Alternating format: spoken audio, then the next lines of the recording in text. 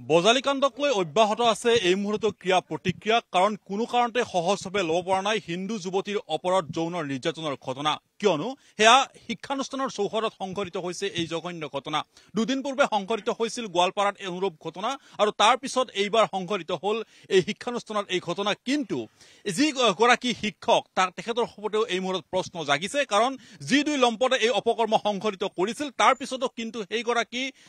মইনুল হক নামৰ যিগৰাকী শিক্ষক সেই শিক্ষকগৰাকীয়ে ৰক্ষণাবেক্ষণ দিছিল দুই লম্পটক আনকি সেই দুই লম্পটক যাবলৈ দিয়া হৈছিল সেই শিক্ষানুষ্ঠানখনৰ চৌহদৰ পৰা তাৰ পৰৱৰ্তী সময়ছোৱাত স্থানীয় ৰাইজৰ তীব্ৰ ক্ষোভ প্ৰতিবাদৰ পিছত নিশা আৰক্ষীয়ে গ্ৰেপ্তাৰ কৰিবলৈ সক্ষম হয় দুই লম্পটক আৰু এই সমগ্ৰ ঘটনাক লৈ এই মুহূৰ্তত যিখিনি বজালি অঞ্চলত প্ৰতিক্ৰিয়াৰ সৃষ্টি হৈছে আমি স্থানীয় অঞ্চলবাসীৰ সৈতে জানিবলৈ চেষ্টা কৰিম কাৰণ কৰবাত নহয় কৰবাত এতিয়া অসুৰক্ষিত অনুভৱ কৰিছে নেকি এই স্থানীয় অঞ্চলবাসীয়ে কাৰণ হিন্দু যুৱতীৰ ওপৰত এই ধৰণৰ আক্ৰমণ বা এই ধৰণৰ আসলে যৌন নিৰ্যাতনক এতিয়া লক্ষ্য কৰি লৈছে নেকি মুছলমান যুৱকে কাৰণ শেহতীয়া যদি চাবলৈ যায় এটা দুটা নহয় কেইবাটাও ঘটনা সংঘটিত হৈছে ঢিং লাহৰীহাটৰ ঘটনা পূৰ্বত বহুবাৰ আমি এনেকুৱা ধৰণৰ বাতৰি পৰিৱেশন কৰিছো কিন্তু নতুন নতুন স্থানত এই ধৰণৰ ঘটনা এতিয়া দেখিবলৈ পোৱা গৈছে আৰু এই ঘটনাক লৈ এতিয়া আশ্চৰ্য প্ৰকাশ কৰিছে স্বাভাৱিকতে উদ্বিগ্ন হৈছে কিদৰে আসলে সন্তানক শিক্ষানুষ্ঠান বা টিউচনলৈ পঠাব এতিয়া অভিভাৱকে এই প্ৰশ্ন এতিয়া স্থানীয় অঞ্চলবাসীৰ হতে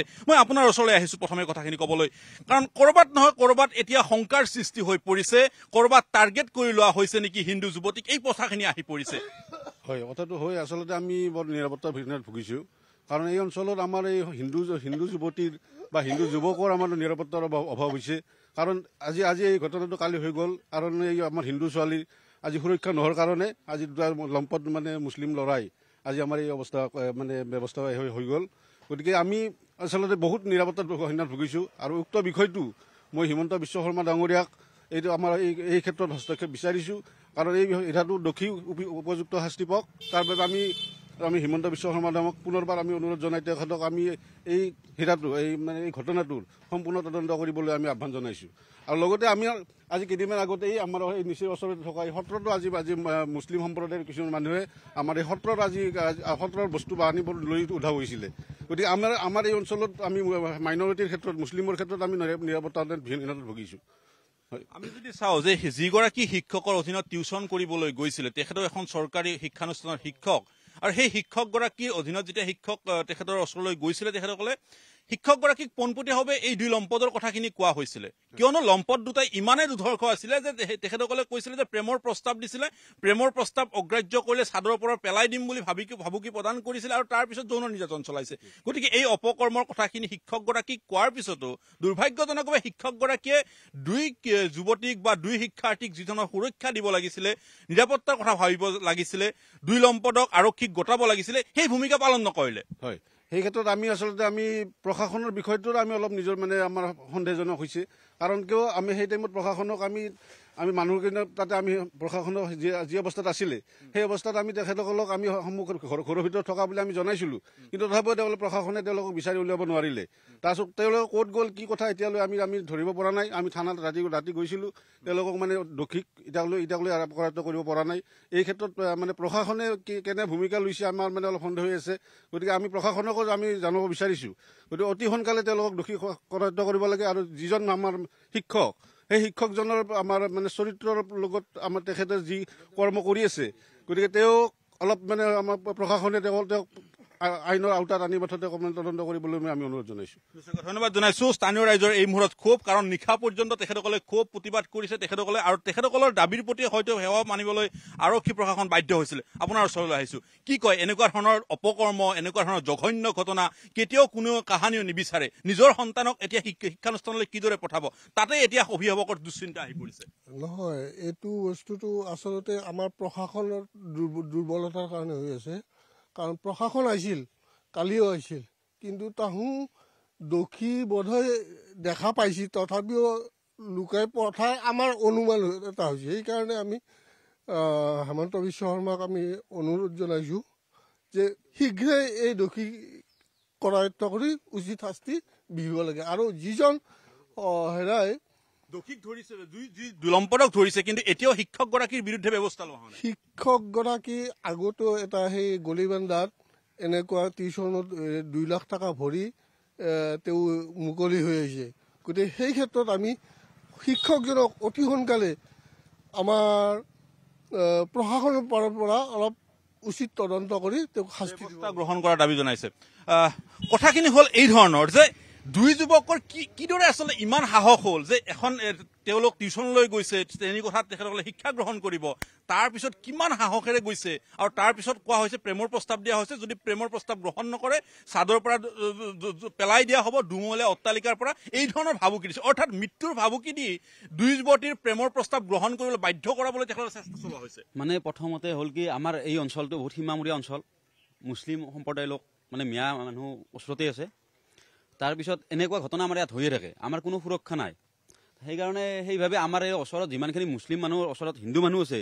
আমাৰ অত্যাচাৰ চলাই বহুত, আমাৰ থাকিব নোৱাৰি এই অঞ্চলত, মানে মাটি বিক্ৰী কৰি আহিব লগা হৈছে। আৰু কালি প্ৰায় 4টা বজাত ছোৱালী দুজনী গৈছিল টিউচন কৰিব। তাৰপিছত তাৰে বিল্ডিঙৰ ওপৰত মানে যে ভাল পাবলৈ প্ৰস্তাৱ কৰিছিল, ভাল পাব প্ৰস্তাৱ যেতিয়া নাকচ কৰিছে, তাৰ হাতত ধৰি টানা আজৰা কৰি গুপ্তাংশত তাৰমানে হাত চাত দি মানে এনেকুৱা ভাবুকি দিছে, ভাল নাপালে তাৰমানে বিল্ডিঙৰ পৰা পেলাই দিম, এনে তাৰ চিঞৰ বাখৰ কৰিলে পেলাই দিম এনেকুৱা। তাৰপিছত অলপ আমাৰ স্থানীয় ৰাইজ আমাৰ গম পালোঁ আৰু হিন্দু সমাজখিনি যে এনেকুৱা হৈছে, তেনেকুৱা আমি গোটেই গেলোঁ। তাৰপিছত যোৱাৰ পিছত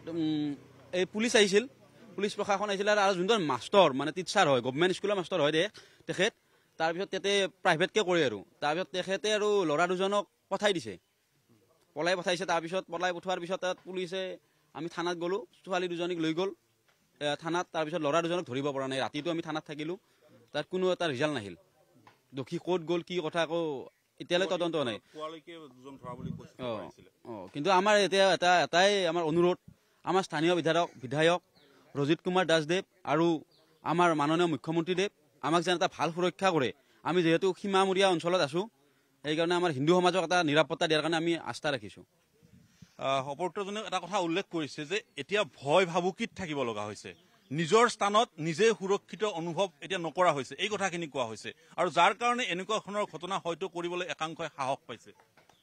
এতিয়া আমিতো সীমামূৰীয়া অঞ্চলতে আছোঁ, ৰাতিও তেখেতসকলে বাইক লৈ ইপিনে ঘূৰি থাকে, একো ক'ব নোৱাৰি, সত্ৰতো চুৰ হৈছে, সেয়া আৰু ক'ব লগা বিশেষ নাই আৰু। এতিয়া পুলিচ প্ৰশাসনে যি কৰে কৰক আৰু শুনিব পোৱা মতেতো যোনজন টিচাৰ আছিল তেখেতক এজন হিন্দু যুৱতীকে বিয়া কৰাইছে, আৰু আমি এতিয়া অনুমান কৰিছোঁ কি ল'ৰা দুজনকে তেওঁৱে তাৰমানে উৎসাহ দিছে কি মানে লাভ জেহাদৰ কাৰণে, এনেকুৱা এটা আমাৰ ভাৱ হৈছে। কাৰণ তেখেত নিজে এজন হিন্দু যুৱতীক বিয়া পাতিছে, সেইখিনিয়ে আৰু ক'ব লগা। এতিয়া কি ধৰণৰ সুৰক্ষাৰ কথা লাগে, কি ধৰণৰ নিৰাপত্তাৰ কথা আহে, বা অন্যান্য যিসমূহ আচলতে এতিয়া সেইসকল শিক্ষাৰ্থী আজি এজনৰ সৈতে হৈছে, কালি আন এজনৰ সৈতে হ'ব, গতিকে এই ধৰণৰ যিটো ব্যৱস্থা, এই ব্যৱস্থা এতিয়া কি ধৰণে কৰাটো বিচাৰা তোমালোকে? চৰকাৰ প্ৰশাসনে কি ব্যৱস্থা ল'ব লাগে এতিয়া? প্ৰশাসনে এতিয়া প্ৰশাসনৰ ওপৰততো নহয়, এতিয়া প্ৰশাসনে যি ব্যৱস্থা লয় আৰু সুব্যৱস্থা এটা ল'ব লাগে, আৰু সেইটোৱে কথা ৰাইজৰ। আৰু আমাৰ অকণমান ক'ব চাগে এই বিষয়টো যে বহুকেইজনে সেই কথাখিনিয়ে উল্লেখ কৰিছে যে ক'ৰবাত নহয় ক'ৰবাত এটা শংকিত, এতিয়া ভয় খাইছে, আৰু এই শংকা এই ভয় নিজৰ মাটিত থাকি এই কথাখিনিক লৈ আচলতে কি কয়?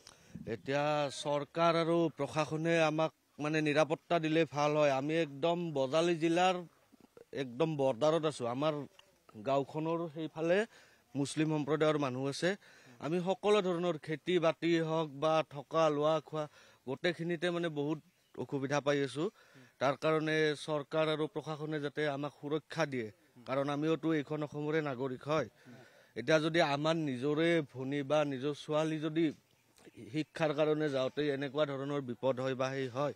কাইলৈ পৰহিলৈ আমাৰ জীৱনৰ কিবা মূল্য থাকিব নেকি? সেইকাৰণে চৰকাৰ আৰু প্ৰশাসনে যাতে আমাক সুৰক্ষা দিয়ে, এইটোৱে আমি বিচাৰোঁ। প্ৰথম কথা হৈছে মইনুল হক, যিগৰাকীয়ে সুৰক্ষা দিছে তেখেতৰ দুই যুৱকক যাবলৈ দিয়া হ'ল লম্পদক, প্ৰথম যিখিনি তেখেতৰ ভূমিকা আছিল সেই অলপো ভূমিকা পালন নকৰে, আৰু এগৰাকী চৰকাৰী শিক্ষক, তাৰ উপৰি তেখেতে অতিৰিক্তভাৱে টিউচন কৰিছে, তাত সেই কথাত আমাৰ ক'ব লগা নাই। কিন্তু কথা হ'ল এগৰাকী শিক্ষকেই যদি এক প্ৰকাৰ ক'ব পাৰি যে ছাত্ৰীসকলৰ প্ৰতি সুৰক্ষিত নহয়, তেতিয়াহ'লে কাৰণ যদি শিক্ষকগৰাকী কঠোৰ স্থিতি হ'লে হয়, যি অপকৰ্ম হৈছে তাৰ পিছতে হয়তো ব্যৱস্থা হ'লে হয়। আপোনালোকে নিশালৈকে প্ৰতিবাদ কৰিব লগা হৈছে, আৰক্ষীক আপোনালোকে বুজাব লগা হৈছে, কথাখিনি কি ধৰণে এতিয়া? মানে মাষ্টৰ হিচাপত যিখিনি আমি গুৰুখিনি ভাবোঁ, গুৰুখিনি ভাবলিতো গুৰুক শ্ৰদ্ধা কৰা যায়, মেইনলি পইণ্ট।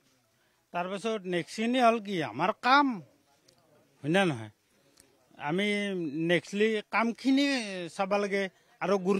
গুৰু ভৰ্জনা কৰা হয় কিন্তু সেই গুৰুৰ হাততে যে এতিয়া সুৰক্ষিত নহয় এই কথাখিনি পঢ়া উল্লেখ কৰা হৈছে গতিকে ইয়াৰ বিৰুদ্ধে এতিয়া কঠোৰ ব্যৱস্থা গ্ৰহণ কৰাৰ কথা এতিয়া স্থানীয় ৰাইজে দাবী কৰিছে যে কঠোৰৰ পৰা কঠোৰতম ব্যৱস্থা গ্ৰহণ কৰিব লাগে আৰু যি আচলতে ভাবুকি আহিছে এই ভাবুকিৰ ক্ষেত্ৰত তেখেতসকলক এতিয়া প্ৰশাসনে কি ধৰণৰ ব্যৱস্থা গ্ৰহণ কৰিব এই দিশটোলৈ প্ৰশ্ন উঠিছে গতিকে ভৱিষ্যত দিনত এতিয়া প্ৰশ্ন সৃষ্টি হ'ব কাৰণ এটাৰ পিছত আনটো ঘটনা মই প্ৰথমতে আৰম্ভ কৰাতে উল্লেখ কৰিছোঁ ঢিং লাহৰীঘাট এনেকুৱা ৰূপহীঘাট এনেকুৱা ধৰণৰ বহু স্থানৰ ঘটনা পূৰ্বতে আমি বাতৰি পৰিৱেশন কৰিছোঁ কিন্তু বহুকেইটা নতুন স্থানৰ এনেকুৱা ধৰণৰ কথা আহিছিলে বজালী জিলাৰ হয়তো পূৰ্বৰ এনেকুৱা ধৰণৰ নদী নাছিলে কিন্তু এই ধৰণৰ আচলতে দুঃসাহস কৰিবলৈ এতিয়া উঠি পৰি লাগিছে একাংশই গতিকে এই অপপ্ৰচেষ্টা বা এই আচলতে যি কৰ্মকাণ্ড এই কৰ্মকাণ্ডই সমগ্ৰ অঞ্চলবাসীক এতিয়া লজ্জিত কৰিছে সকলোকে এতিয়া এই সমগ্ৰ ঘটনাৰ ক্ষেত্ৰত উচিত বিচাৰ বিচাৰিছে মাথোন দুগৰাকী লম্পটক আৰক্ষীয়ে গ্ৰেপ্তাৰ কৰিলে আচলতে এই ঘটনা সমস্যাৰ সমাধান নহয় তাৰ সমান্তৰালভাৱে আচলতে যিগৰাকী টিউচন শিক্ষক সেই টিউচন শিক্ষকগৰাকীৰ বিৰুদ্ধে ব্যৱস্থা গ্ৰহণ কৰাৰ কথাও হুংকাৰ প্ৰদান কৰিছে গতিকে ভৱিষ্যত দিনত এতিয়া প্ৰশাসনে এই দুগৰাকী শিক্ষকৰ বিৰুদ্ধে কি ব্যৱস্থা গ্ৰহণ কৰে সেয়াও হ'ব পৰিব লক্ষণীয় আপুনি বিচৰা বাতৰি পাব কেৱল নিউজ 18 এপত নিউজ 18 এপ ডাউনলোড কৰিবলৈ স্ক্যান কৰক এই QR code Google Play Store তো পাব এই নিউজ 18 এপ